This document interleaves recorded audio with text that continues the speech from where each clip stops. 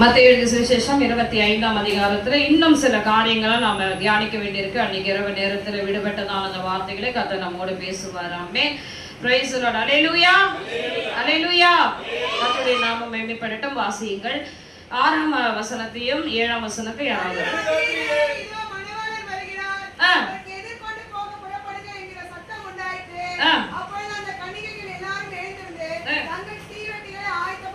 ஆமென்.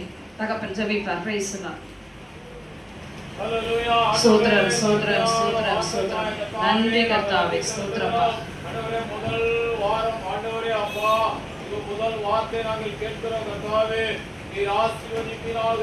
எல்லாருடைய மனக்கண்களும் திறக்கப்படுவதாக, எல்லாருடைய இருதயங்களும் திறக்கப்படுவதாக, எல்லாருடைய அப்பா செவிகளும் கவனிக்கிறவனமாக. ஆமென். ஸ்தோத்திரம்.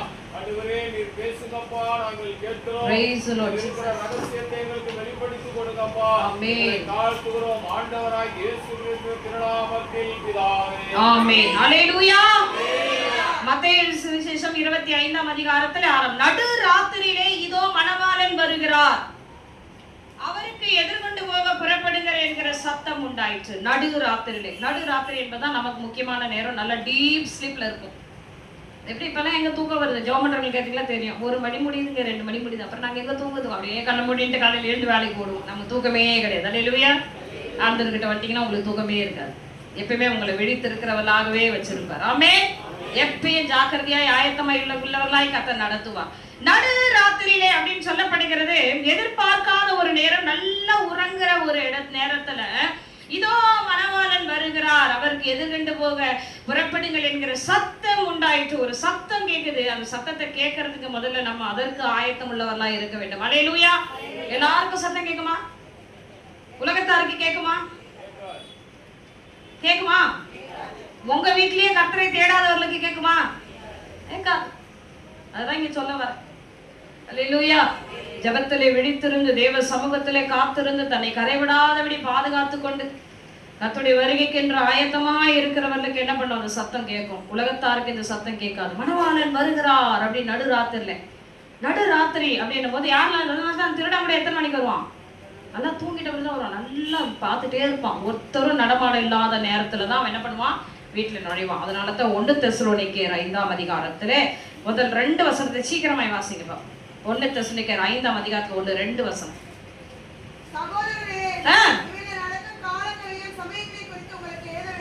எழுத வேண்டுவதில்லை. எப்படி வருவாரா? இரவிலே திருடன் வருகிற விதமாய் கர்த்தருடைய நாள் வரும் என்று நீங்களே நன்றாய். ஆமா, தெசலோனிக்கேயர் பட்டணத்துக்கு தான் அவர் ரகசிய வருகை குறித்து அநேக காரியங்களை குறித்து இங்கே அப்போஸ்தலனாகிய பவுல் நிருபம் எழுதுறார். முதல் எழுதப்பட்ட நிருபமும் இதுதான். ஊழியத்துக்கென்று முதல் எழுதப்பட்ட நிருபம் இதுதான் அப்படின்னு சொல்லி வேத பண்டிதர்கள் குறித்து வச்சிருக்கிறாங்க. தெசலோனிக்கருக்கு தான் அவர் எழுதினார். வேற நிறைய பேருக்கு அவ்வளவான காரியங்கள் வெளிப்படல. இவர்களுக்கு தான் ஏன்னா உபத்திரவத்தின் மத்தியிலும் அவர்கள் வேத வாசிப்பிலும் தேவனுடைய காரியங்களை அவர்கள் முதன்மையாய் தெசலோனிக்க பட்டணத்தார் காணப்பட்டார்கள். காணிக்கைகளும் சரி, கர்த்தரை கனப்படுத்துகிறதும் சரி, எந்த இடத்திலும் கர்த்தரை விட்டுக்கூடாதபடிக்கு அவர்கள் இருந்தார்கள். ஹல்லேலூயா. இரவிலே திருடன் வருகிற விதமாய் அந்த நாள் வரும் என்று நீங்கள் அறிந்திருக்கிறீர்களே அப்படின்னு சொன்னா. அப்ப இங்கேயும் பார்க்கிறோம், நடு ராத்திரியிலே இதோ மணவாளன் வருகிறார், அவருக்கு எதிர்கொண்டு போக புறப்படுங்க. அந்த சத்தம் கேட்ட உடனே 10 பேருமே எழுந்திருக்கிறாங்க. 10 பேருமே எழுந்திருக்கிறாங்க. அப்பொழுது அந்த கன்னிகள் எல்லாரும் எழுந்திருந்து தங்கள் முதல்ல என்ன பண்றாங்க? எதை ஆயத்தப்படுத்துகிறார்கள்? தீவெட்டியை ஆயத்தப்படுத்துகிறார்கள். பக்கத்துல கைப்பிடிச்சு சொல்லுங்க, உங்க தீவெட்டி எப்படி எரியுதா, அணைந்து போயிருக்குதா?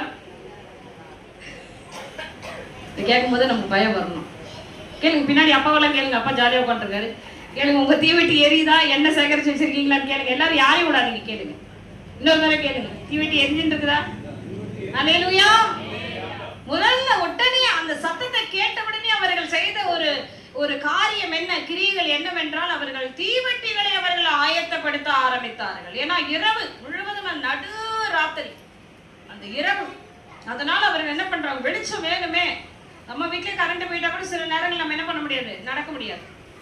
அப்ப பாருங்க, அவர்கள் ஆயத்தப்படுத்தினார்கள் அப்படி என்று சொல்லப்படுகிறது. இன்னொன்னு நம்ம பார்த்த இந்த 10ஆம் வசனத்துல ஆயத்தமா இருந்தவர்கள் அவரோடு கூட கல்யாண வீட்டுக்குள் பிரவேசித்தார்கள். கதவும் அடைக்கப்பட்டது. அப்போ புத்தி இல்லாத கன்னிகைகள் என்ன பண்ணாங்க? எண்ணெய் வாங்க போறாங்க. அப்போ அவர் வந்தாரு, போயிட்டாங்க. ஆனா மற்ற கன்னிகள்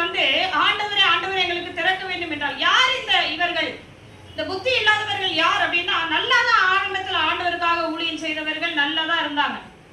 நிறைய பேர் நினைச்சிட்டு இருக்காங்க அவங்ககிட்ட சுத்தமாவே எண்ணெயே இல்லை. இது ஆவியானவர் நல்ல சத்தத்தை நீங்க கேட்கணும். இதுல வேறு காது உள்ளவன் கேட்க கடவன். அல்லேலூயா. ஆவியானவர் சபைக்கு சொல்லுகிறதை காதுள்ளவன். இவங்க எண்ணெயை சேகரிக்கல அப்படின்னா என்ன அர்த்தம்னா ஆண்டவரை நல்லா தெரிந்தவங்க தான். இவங்க நல்லா ஞாபகம் வச்சுங்க, கர்த்தர் யார் என்பதை தெரிந்தவர்கள். இயேசு கிறிஸ்து இந்த பூமிக்கு மெய்யாகவே வந்திருக்கிறார். அவர் பாடுகள் உட்படுத்தி மரணத்துக்குள்ளாகி 3ஆம் நாள்ல உயிரோடு எழுந்து மறுபடியும் வருவேன்னு சொல்லிட்டு, ஏன்னா முதல் வசனம் சொல்லுது, அப்பொழுது பரலோக ராஜ்யம் தங்கள் தீவட்டிகளை பிடித்துக் கொண்டு மணவாளனுக்கு எதிர்கொண்டு புறப்பட்ட 10 கன்னிகள் என்று சொல்லப்பட்டிருக்கு. இன்னைக்கு ஆவியானவர் உங்களுக்கு புது கோணத்துல பேசுறார். நல்ல கவனிங்க. 10 பேருக்குமே தெரியும் அவர் வரப்போகிறதே தெரியும். அல்லேலூயா, அல்லேலூயா. பாருங்க, அவர் எப்போ ஆண்டவர் வரார் என்றால், சில பேர் ஆயத்தம் இல்லாத அந்த நேரத்துல கர்த்தர் வந்துருவார். நல்லா ஜெபம் பண்ணிட்டே அந்த நேரத்துல வீட்டுல பயங்கரமான சண்டை நடக்கும். பிள்ளைகளுக்கு அவங்களுக்கு மனக்கசப்பு வரும். ஆரம்பத்திலே கர்த்தருடைய ஊழியத்தை மகிமையாய் செய்தவர்கள் பின்மாற்றம் அடைந்தவர்களா இருப்பார்கள். கசப்பு, வைராக்களோட சோர்வு.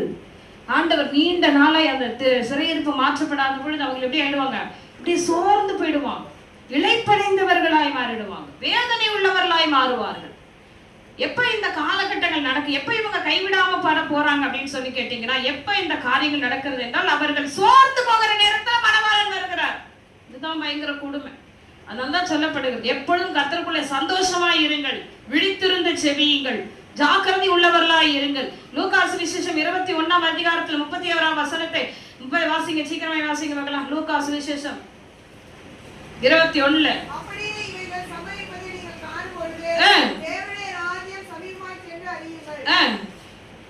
36 வாசிங்கம்மா. ஆகையால் ஜனங்கள் எல்லாரும் சம்பவிக்க போகிற இவைகளுக்கெல்லாம் நீங்கள் தப்பி மனுஷகுமாரனுக்கு முன்பாக நிற்க பாத்திரவான்களாக எண்ணப்படுவதற்கு எப்பொழுதும் ஜெபம் பண்ணி விழித்திருங்கள். யார் இந்த புத்தி இல்லாத கன்னிகள் என்றால், அந்த நேரத்துலதான் பின்மாற்றம் அடைந்து ஜெபம் இல்லாதபடிக்கு தன் விடுதலைக்காக இங்கே அங்கே அலைந்து திரிந்து கொண்டிருக்கிறவர்கள். தேவனை அறிய வேண்டிய விதத்திலே அறிய பிள்ளைகளை வாயை திறக்க பார்க்கவே கஷ்டமா இருக்கு. நல்லா பாட்டு பாட வேண்டிய பிள்ளைங்க அப்படியே மரித்தவர்களும் மௌனத்தில் இருக்கிறவர்களும் கர்த்தரை சொல்லுங்க. ஒரு வாலிப பிள்ளை வாயை திறந்து பாட முடியலன்னா அது என்ன இருக்குது? செத்து போயிடுச்சு, அவ்வளவுதான். செத்து போன படம் தான். யாரும் கோச்சுக்காதீங்க. பிள்ளைகள் பாடல, அது என் பிள்ளையா இருந்தாலும் சரி, உங்க பிள்ளையா இருந்தாலும் அது பாடலைன்னா அது இறந்து போய் தான் உள்ள உட்காந்துருக்கு. அதனாலதான் அங்க எங்க சொல்றாரு, முக்கியமான இந்த வெளிப்படுத்தல் விசேஷத்துல 2வது சபையில சொல்றாரு. வாசிங்க, சீக்கிரமாய் வாசிங்க. வெளிப்படுத்தல் விசேஷம் 2வது சபை என்ன சபை சொல்லுங்க? சிவனா சபையினுடைய தூதனுக்கு நீ எழுத வேண்டியது என்ன வழியில் அப்படின்னு சொல்லி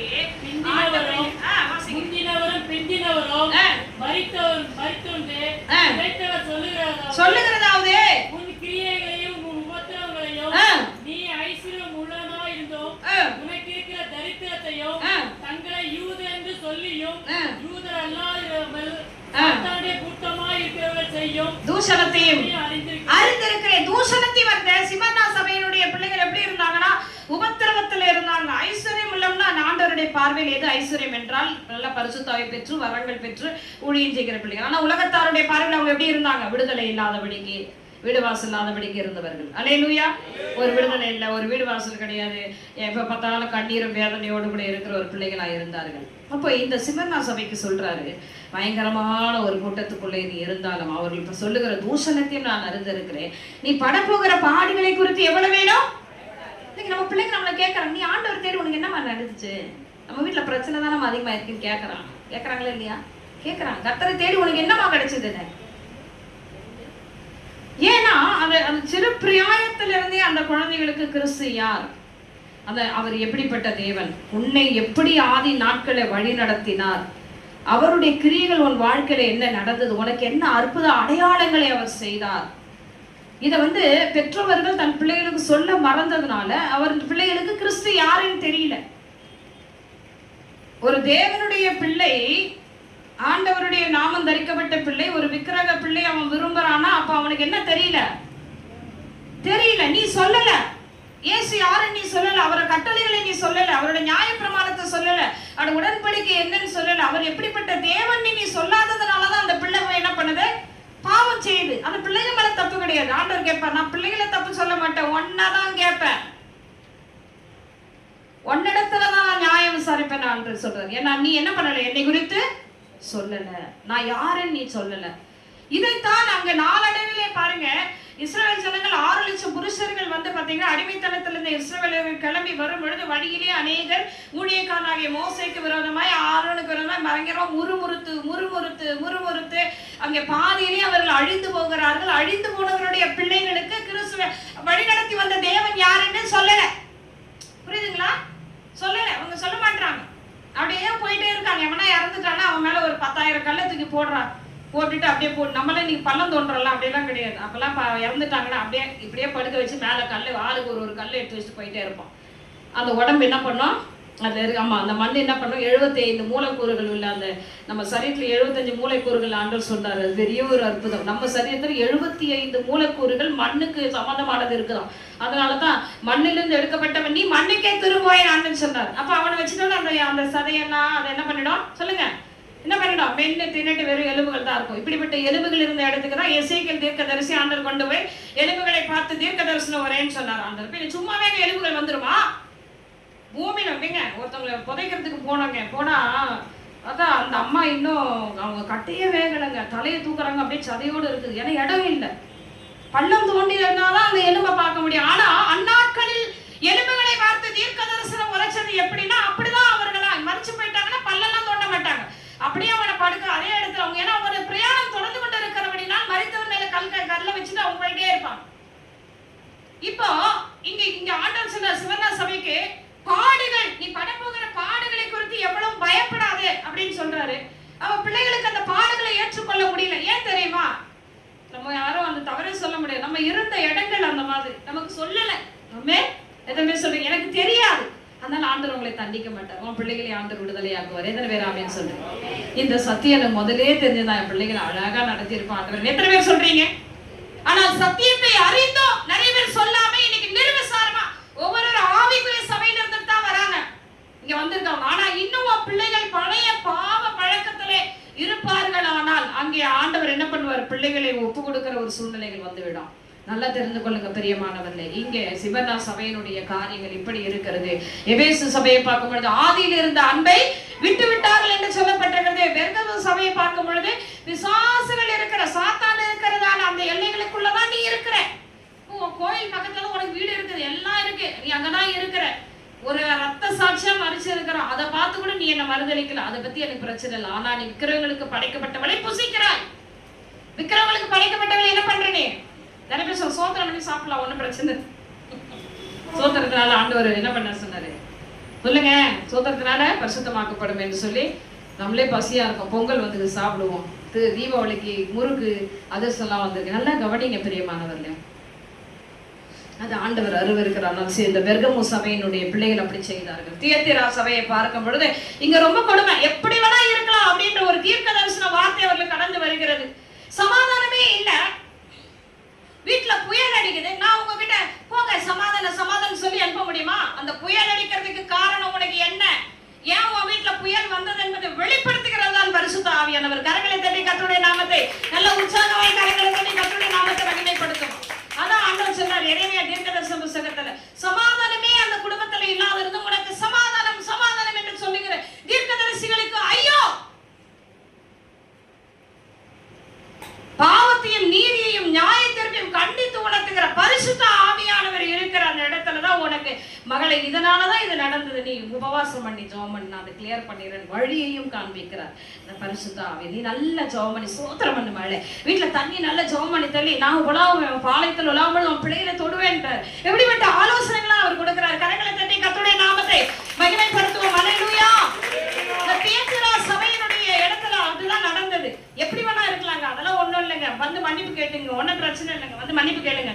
ஒரு 10 ரூபா ஒரு 10,000 ரூபாய் காணிக்கை போட்டுருங்க, சரி குர்பான் காணிக்கை ஏதோ ஒரு காணிக்கை போட்டீங்க, உங்க பாவங்கள் நிவர்த்திக்கு இல்லை.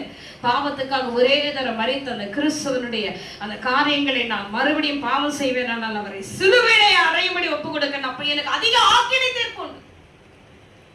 ஏற்கனவே சிலுவையில் அறையப்பட்ட இயேசு கிறிஸ்துவை உன் பாவத்தை நிமித்தம் உன் மாம்ச கிரியைகளை நிமித்தம் மறுபடியும் நீ அவரை சிலுவையில் அறையப்படும் பொழுது கண்டிப்பா ஆக்கினை தீர்ப்பு தான். இயேசுவை நம்ம மறுபடியும் சிலுவையில் ஒப்பு கொடுக்கலாமா? பிள்ளைகளுக்காக முழங்கால், வேற வழியில் நீங்க தான் முழங்கால் போட்டு அழுது பிள்ளைக்காய் கண்ணீரோடு அவனை லகுவாய் கொண்டு வரணும். நீ அடிச்சு அடிச்சு துரத்துனா அவன் உன்னை விட்டு தூரம் போயிட்டே இருப்பான், இயேசுவையும் இருப்பான். எத்தனை பேர் காது கேக்குது? எத்தனை பேர் காது கேக்குது? அல்லேலூயா. ஆண்டவர் சொன்ன, சும்மா உன் பொண்ணை திட்டிகிட்டே இருக்கிற, அவ ஊழியமே வேணான்றா, அடுத்தது என்னையே வேணான்னு சொல்லுவார். ஜாக்கிரதையா நடந்துக்கும். அன்போடு அரவணைத்து எவைகளை எப்படி சொல்லணுமோ. திறமை கையாடாதவன் மனித என்ன பண்றான்? தன் பிள்ளையை பகைக்கிறான். கரெக்ட். ஆனாலும் நீ எல்லாவற்றுக்கும் நீ இது பண்ணும் பொழுது அங்க என்ன ஆயிடும்? சில வேளைகளில் பிள்ளைகளை கண்டிக்கிற இடத்தில், சில வேளைகளில் லகுவாயும் பிள்ளைகளை நடத்தி அப்படி கொண்டு வந்து ஆண்டவர்கிட்ட கொண்டு வந்து விட்டுடணும். ஆமென். நீ இன்னும் பிள்ளைகளிடத்துல இப்படி திட்டி திட்டி பணம், அந்த இயேசுவே எனக்கு வேணான்ட்டு போயிட்டானா அதுக்கும் நான் தான் போய் நிக்கணும். அதுக்கும் நான் எங்க போய் நிக்கணும்? கர்த்தருடைய சமூகத்துல போய் நிக்கணும். கணக்கு கொடுத்திருக்கிறார். அல்லேலூயா. ஒண்ணு பெத்தவங்க எல்லாம் பரவாயில்லன்னு சொல்ல முடியாது. ஒன்னே 10,000க்கு சமமா இருக்குது. எத்தனை பேர் உள்ள உட்கார்ந்திருக்கீங்க? எல்லாம் ஒரு அலையில சொல்லுங்க. உங்களுக்கு 2னா உங்களுக்கு 20,000. சும்மா நீங்க சிரிக்க வேண்டாம். உங்களுக்கு 2னா உங்களுக்கு 20,000க்கு சமானம். உங்களுக்கு 3னா 50,000க்கு சமானமா கொடுத்திருக்காரு. 50,000 நீ சமாளிப்பேன்ட்டு கர்த்தருக்குள்ளே அழகாய் நடத்துற. எத்தனை பேர் உள்ள இருக்கிறீங்க? ஒரு அலையில சொல்லுங்க. தியத்திரா சபையில் இவைகள் நடந்தது. ஆயத்தமா இருந்தவர்கள் அவரோடு கூட கல்யாண வீட்டுக்குள்ளே பிரவேசித்தார்கள். எப்ப பிரவேசித்தார்கள்? எப்ப அந்த சத்தம் கேட்குதுன்னா, நீ சண்டை போட்டு இருக்கும் போதா மணவாளன் வந்துட்டார், ஆயத்தமா இருங்கள். அதனாலதான் சொல்றாரு, கசப்பு வைரகத்தை உடனே டக்குன்னு என்ன பண்ணு, சரி போய் தொலை, மன்னிச்சு வா, உன்னை ஏத்துக்கிறேன். ஏன்னா எனக்கு எங்க போனோம்? பரலோகத்துக்கு போனோம்பா.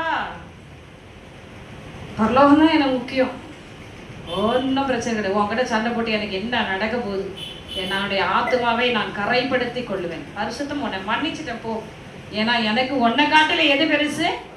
பரலோகத்துள்ள தேவனை போய் முகமுகமாய் காண வேண்டும்.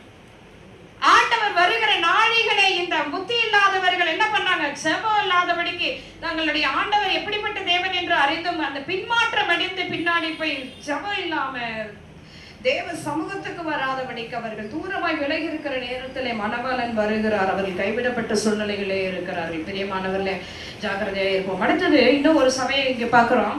சர்தை சபை 3ஆம் அதிகாரத்திலே பார்க்கும். ஆண்டவர் சொல்றாரு, நீ விழித்துக் கொண்டு சாகிறதுக்கு ஏதுவாய் இருக்கிறவங்களை என்ன பண்ண? சிறப்படுத்து.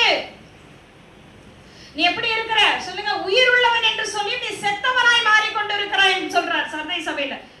உயிர் உள்ளவன். நீ நினைக்கிற நான் வாரமான ஞாயிற்றுக்கிழமை போயிடுறேன், நான் ஜெபம் பண்றேன், நிறைய பேர் சொல்லிட்டே இருப்பாங்க, நான் 10 நாள் நான் தொடர்ந்து ஜெபிக்கிறேன். சொல்லவே சொல்லக்கூடாது. அல்லேலூயா.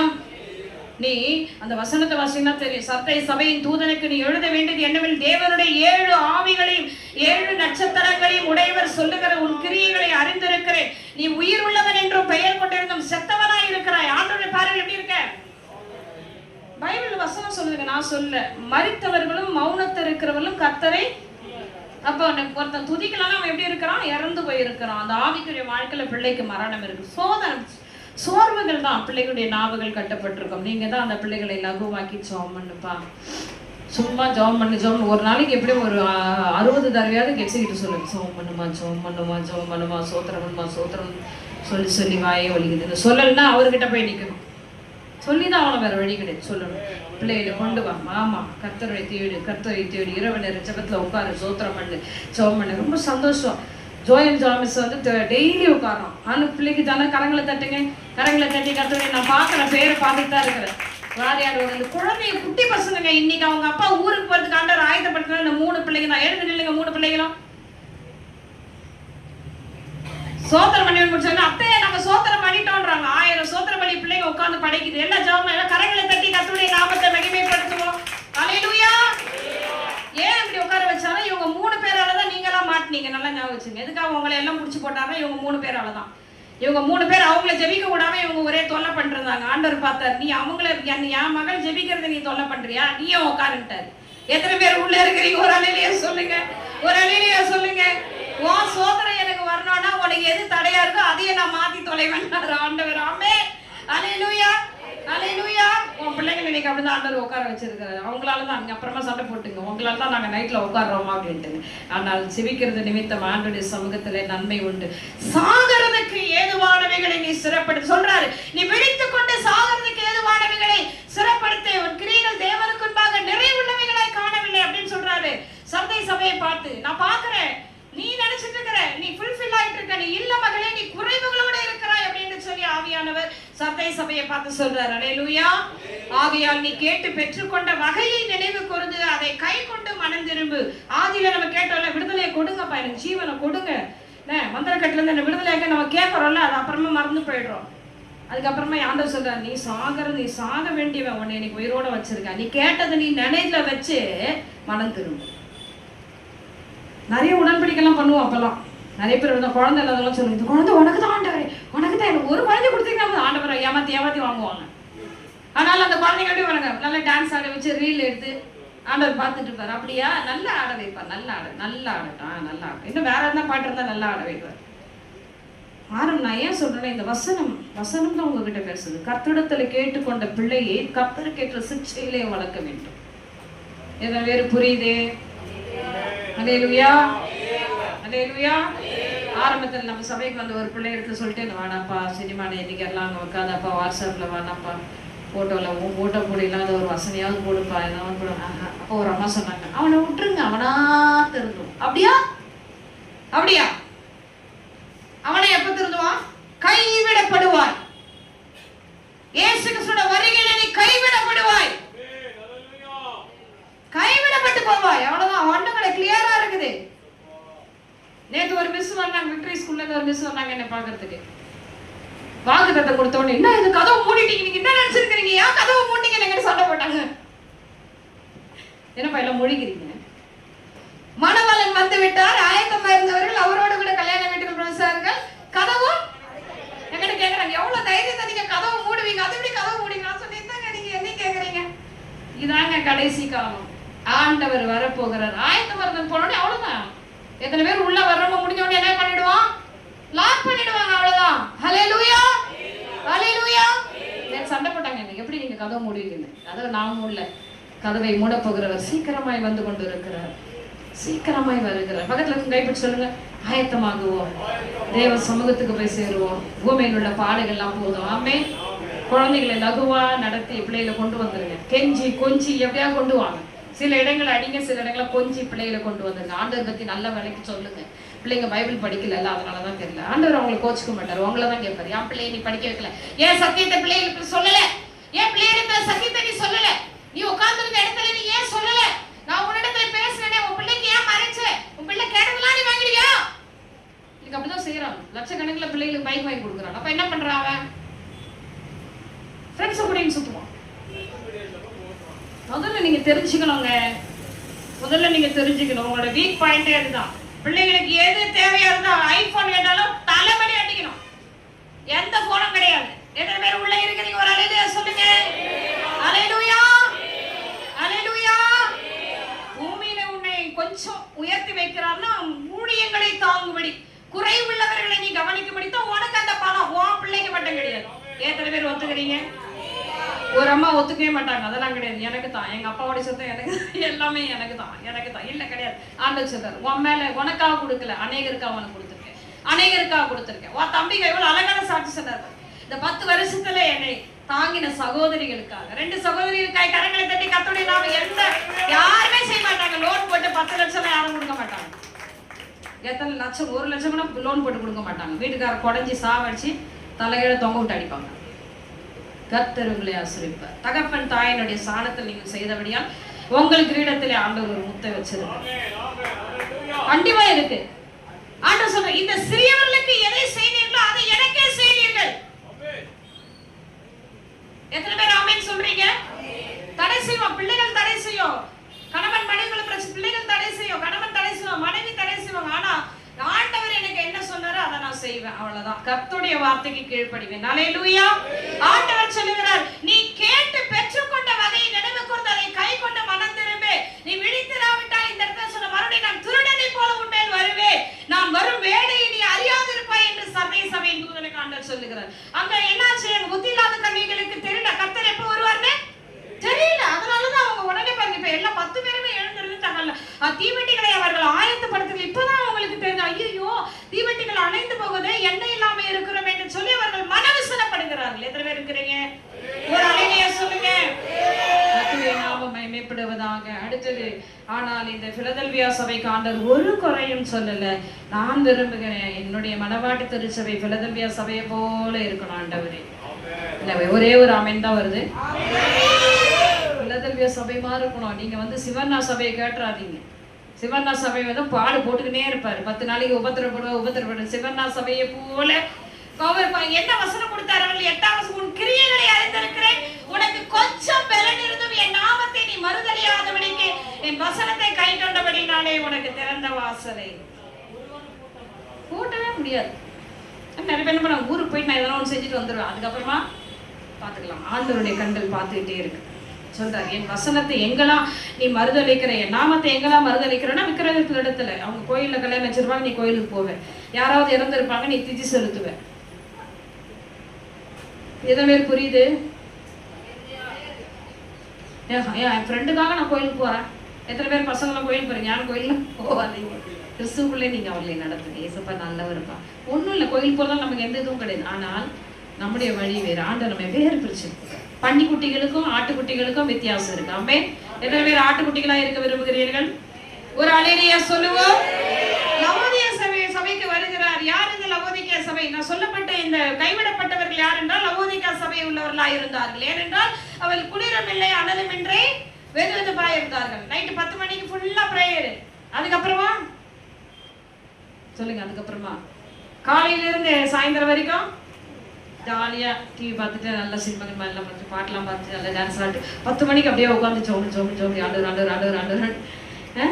லவோதிக்கேயா சபையில் இப்படி இருந்தார்கள். அதனால தான் ஆண்டவர் சொல்ற, ஒண்ணு குளிராயிரு இல்லை அனலாயிரு. ஏன்னா என்னால ஜட்மெண்ட் பண்ண முடியல அப்படின்ற. ஜட்மெண்ட் பண்ண முடியல. உன்னை எதுல சேர்த்துக்கிறதுனே தெரியலப்பா. ஆத்துல ஒரு கால் சேத்துல ஒரு கால் வச்சிருக்கு. ஒரே பக்கமா திரும்பிட்டினா நீ குளிரா இருந்தேன்னா உன்னை இடது பக்கத்துல தள்ளி விட்டுட்டு போயிட்டே இருப்பேன். நீ அனலா இருந்தா வலது பக்கம். நீ 2 பக்கமே இருக்கே, நான் எப்படி நியாயம் தீர்ப்பு சொல்லுகிறதுன்னு சொல்லி ஆண்டவர் மன விசனப்படுகிறார் இந்த லவோதிக்கேயா சபையை குறித்து.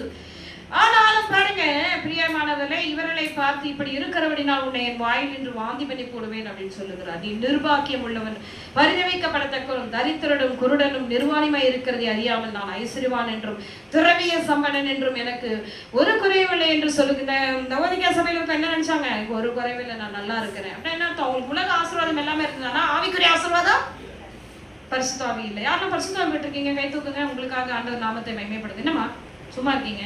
பரிசுத்த ஆவி பெற்றவர்களுக்காக நான் ஆண்டவருடைய நாமத்தை மகிமைப்படுத்துகிறேன். ஹல்லேலூயா, ஆமென், ஹல்லேலூயா. மற்றவர்கள் சீக்கிரமாய் கேட்டு தேவ சமூகத்தில் பெற்றுக்கொள்ள எல்லாரும் முழங்கால் படியிடுவோம். இதோ மணவாளன் வருகிறார் என்ற அந்த சத்தம் கேட்டவுடனே எல்லாரும் எழுந்திருந்து தங்களை ஆயத்தப்படுத்திக் கொண்டார்கள். எல்லாரும் எழுந்து ஆயத்தமானார்கள். ஹல்லேலூயா. Thank you Holy Spirit. Thank you Master. எல்லாரும் ஆயத்தமானார்கள். ஆனாலும் இப்பொழுதுதான் தெரியுது, புத்தி இல்லாதவர்கள் இப்பதான் அவங்களோட தீவெட்டிகளை பார்க்கிறாங்க. அணைந்து போய் கொண்டிருக்கிற ஒரு சூழ்நிலை. அவனோட சொல்லுங்க, புத்தி உள்ளவர்களாய் நாங்கள் இருக்க இந்த மனவாட்டி திருச்சூர்ல இருக்க பிள்ளைகளை ஒவ்வொரு கர்த்தருடைய ஆவியான ஒரு வழி நடத்துங்கப்பா. அவங்களை நம்பி இருக்கிற தெய்வமே, பரிசுத்த ஆவியானவர் எங்களை வழி நடத்துங்கப்பா தகப்பனே.